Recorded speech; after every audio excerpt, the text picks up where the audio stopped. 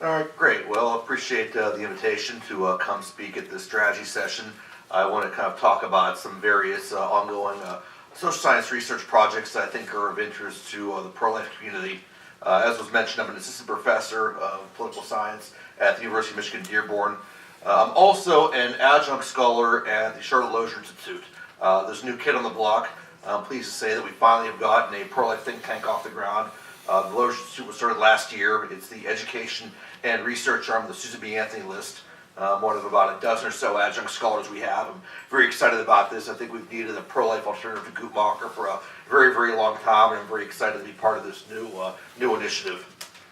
I give a lot of research or presentations on social science, and since I'm asking a lot of presentations, I have different types of presentations. And when I'm speaking at a pro-life gathering, I have a fun talk that I like to give. Of course, I've noticed everyone's very serious in this city, so in Washington, D.C., I have a very serious talk that I like to give. But here I am at a pro-life gathering in Washington, D.C., so I have to give a talk that's both fun and serious, so I hope I can pull this off this morning. So that's where we're going to be going. There's about 4 things I want to cover in about 20 minutes, and it doesn't give much time for each. But first, I want to kind of do a quick retrospective of the 40 years since Roe v. Wade, and give kind of a social scientist perspective. I want to talk about a well-publicized study on no-cost contraception that I think had quite a lot of flaws in it. I want to talk about some developments in public opinion research on abortion and some new research on the impact of pro-life laws. So those are 4 things I want to cover in about 20 minutes here. So looking back at 40 years of legal abortion, it's very interesting. Nowadays, people who support legal abortion often make arguments dealing with women's liberty and women's autonomy. But about 40 years ago, that wasn't the case. A lot of people who supported legal abortion made arguments that legal abortion would improve society. And I have 2 quotes up on my PowerPoint slide. One is from NARAL, 1978, where they claim that abortion will reduce the tragic rise of child abuse in this country. Larry later in a quote where he said that abortion will usher in an era where every child will be wanted, loved, and properly cared for. Now, a couple of things I want to point out with these quotes. First off, look at who they're from. NARAL, these are pretty quote-unquote mainstream figures in the abortion rights movement. NARAL is and was the most visible proponent of legal abortion. Larry later founded NARAL.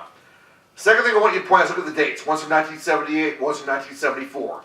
People who support legal abortion don't talk this way anymore. Why? There is a very broad body of research that says the promises they made are promises unkept. Essentially, there's no research that indicates that abortion has lowered out-of-wedlock birth rates, it's failed to lower child abuse, it's failed to lower crime. And I did a whole paper on this for public discourse, and I can circulate that later on this afternoon. But I think it's just disappointing that the media hasn't really held people, or especially abortion rights opponents, accountable. That they made a bunch of promises of a better society, and 40 years later we can all see these are promises unkept. Second thing I want to talk about is a new study on contraception that came out. It was about a free contraception program. This appeared in the journal Obstetrics and Gynecology this fall, which I'm sure is a journal that precisely none of you like, for good reason. Basically what this did is these researchers provided hundreds of mostly low-income women in St. Louis with free contraception. They were offered a range of contraceptives. Many chose ones that were quote-unquote long-acting. The media reports indicate this program was very effective at lowering both abortion rates and repeat abortion rates. And again, it received fawning coverage from the mainstream media. But there were problems that I was able to identify. One of the big problems with this study is there was no control group.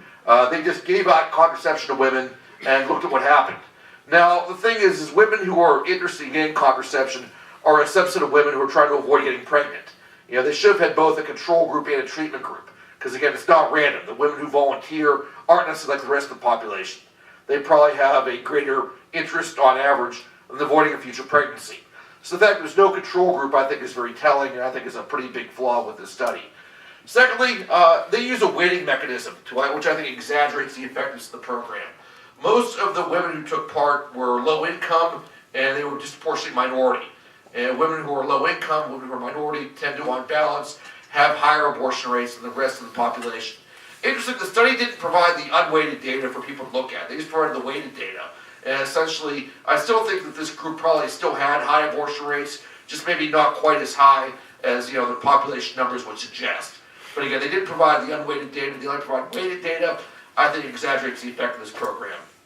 Third, there was a lot of talk about how the repeat abortion rate declined, but the decline was modest. It went from like 48% to about 45%. It was probably significant, but it wasn't a dramatic decline, and I think the media made way too much over that.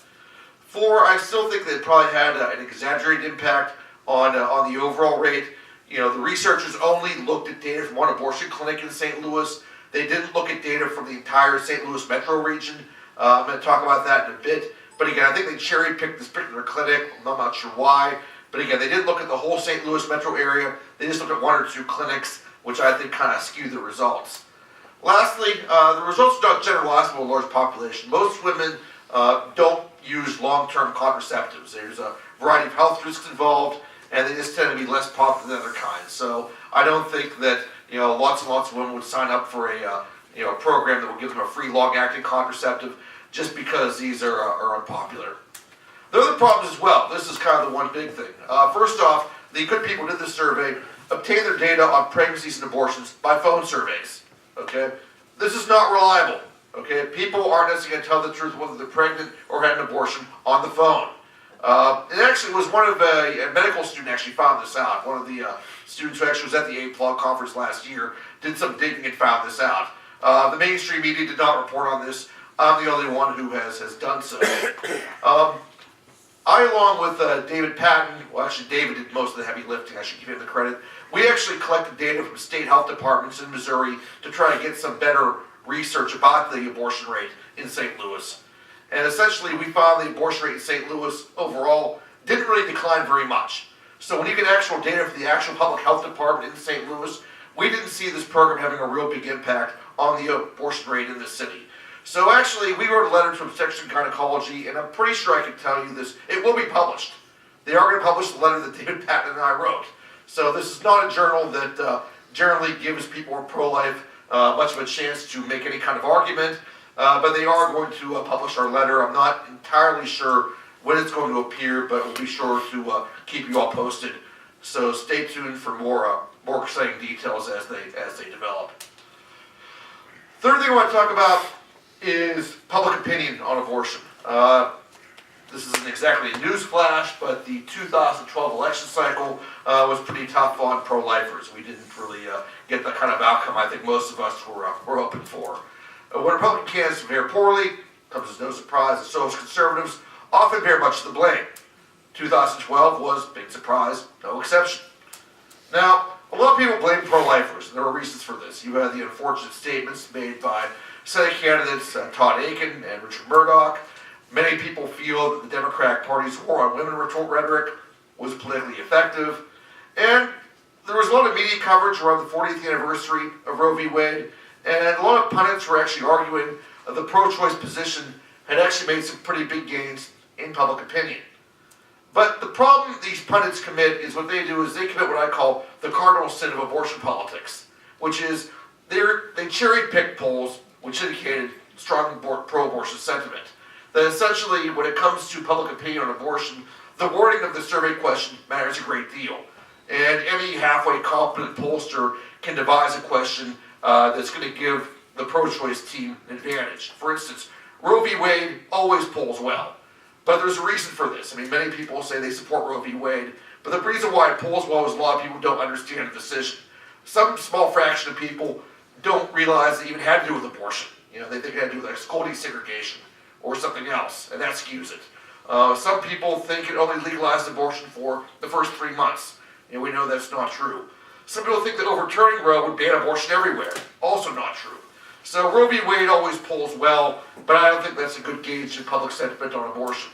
For some pollsters, and we'll get into this in a bit, a majority consistently identify as pro-choice. So when you ask the pro-life, pro-choice question, Gallup tends to offer more. When Gallup does surveys, pro-life does better. Rasmussen surveys, for some reason, the pro-choice position does better. I'm not sure quite why that is, but for some individual pollsters, the pro-choice team always comes out ahead when they ask whether people are pro-life or pro-choice. So I want to give you some examples. When you really look at long-term data, and you look at the exact same question asked by the exact same pollster, abortion attitudes have remained stable. So again, there wasn't a big spike in pro-choice sentiment. When you look at the same question asked by the same pollster over time, the numbers are actually pretty constant. Look at these Rasmussen polls. A lot of people were concerned. November 2002, 54% self-described as pro-choice, only 38% self-described as pro-life. People were worried about that. But that wasn't really that much different from the April poll, which showed a 51% pro-choice sentiment. That's only a 3% gain for pro-choice. That's within the poll's margin of error. So the election cycle, again, didn't seem to change opinion on abortion dramatically. Pro-choice gained about 3 percentage points. That's within the poll's margin of error. Here's another set of polls from Marist that have been commissioned by the Knights of Columbus. They gauge percent every year who feel abortion should be either always illegal or legal only in cases of rape or incest or life of the mother. In December 2012, 56% had this opinion. In January 2012, 51% had this opinion. It's been pretty stable over time, 53% 2010, 60% in July 2009, 60% in October 2008. You can see when the question's asked the exact same way, the numbers are pretty stable. They kind of range from 51 to 60%, and there's really no evidence suggesting that the 2012 election cycle changed opinion dramatically. That here it looks like the pro-life position gained a few points according to the Marist poll. So essentially, I don't think it's really clear at all that we've lost any ground. I think that the election cycle wasn't kind to us, but I don't think public opinion has changed all of that dramatically, if it's changed at all. Here's again that poll with the time. I don't know how clear this slide is, but again, it breaks down people into 6 categories, which are color-coded. The polls range from October 2008 to December 2012, and you can see everything looks pretty stable. No really big jumps one way or the other. Last thing I want to talk about is some new research on the impact of state-level pro-life laws, which is my main research interest. I had an article appear in the journal State Politics and Policy Quarterly in 2011. This is the top state politics journal in political science. And this nicely documented the effectiveness of Medicaid funding restrictions, parental involvement laws, and informed consent laws. And it's been downloaded over 500 times, making it I think the top downloaded article from this journal in both 2011 and 2012. Unfortunately, I hate to tell you this, I regret to inform you all, I have been attacked. And the reason why I've been attacked is that I got my data on state-level anti-abortion laws from NARAL. This study had its genesis as a think tank study, and I really wanted to use the other team's data to prove the point I was trying to make. Unfortunately, NARAL did not do a good job of tracking a lot of state-level laws, especially informed consent laws. Their annual Who Decides booklets did not often draw good distinctions between laws that were passed and laws that are actually in effect. And this other researcher had a good time pointing out all these errors in my 2011 article. But never fear, I think I had my choice of opponents here with this article, because this guy made law mistakes too. He seemed to think that laws take place the instant a judicial decision is rendered. As most of us know, that's not the case. So I spent a lot of time in the summer and fall going through LexisNexis, looking at various media reports, and I think I've devised a pretty good data set of when a lot of these actual informed consent laws take effect. So I got to write a response to this journal, which should be coming out probably this summer.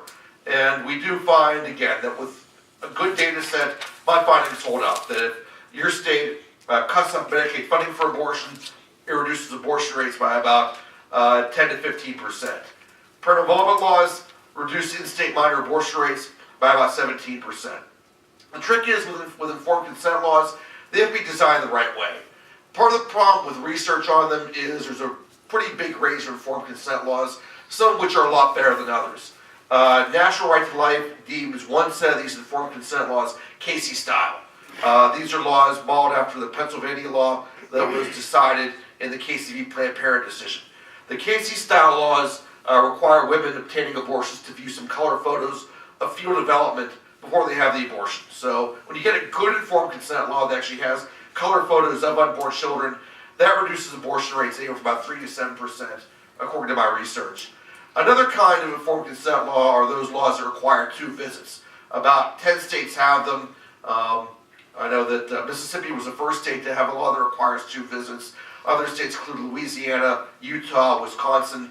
Now this is a little bit tricky for pro-lifers in the sense that these laws are effective in the sense they increase the economic cost of getting an abortion. They're requiring a woman to make 2 separate trips, especially if she lives in a rural area, makes it more expensive. And obviously stopping abortion by raising the cost isn't necessarily the most politically wise thing to always say, but people are sensitive to the economic cost of abortion, and raising the cost through 2 visit requirement does seem effective. And these laws, regardless of what data set you use, whether you use Guttmacher data or CDC data, they reduce abortion rates by about 7%. So again, when you use a good set of informed consent law data, you do see some good results which indicate these laws are effective at getting abortion rates down. Now, I cover quite a bit of ground here in about 20 minutes, and I know it's early. And again, the impact of state-level pro-life laws is something that's near and dear to my heart. So if you were tired, distracted, just remember these kind of final things to wrap up. Just to summarize. Number 1, I'm right. Number 2, they're wrong. Number 3, pro-life laws work. So if you just remember that, that's the most important part of my presentation today. And I'll be happy to take questions afterwards. Thank you.